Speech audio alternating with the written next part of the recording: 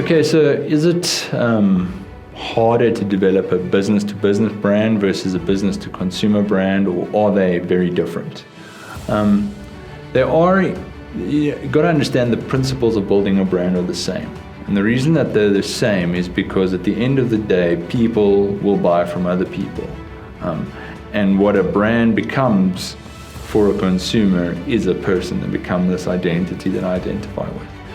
Now, when it comes into the B2B space, the challenge is a little bit different in how you get to that.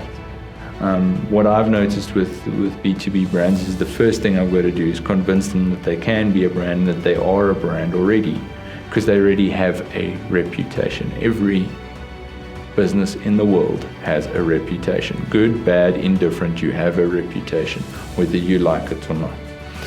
The day that you choose to manage that reputation and to invest into that reputation in such a way as to gain either on price or preference, in my opinion, is the day you decide to have a brand.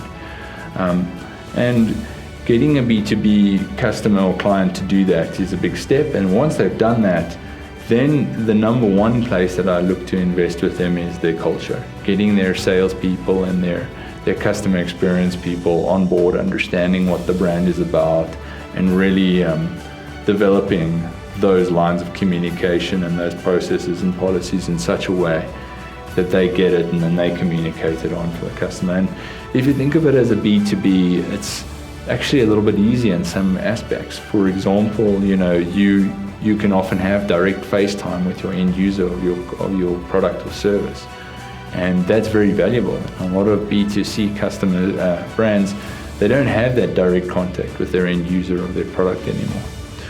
So, and then from there we just look at fundamentally getting those lines of communication directly from the brand to the end user in place, so that even though the salesperson or account executive is there and they have a very important role to play, they're not seen as the brand.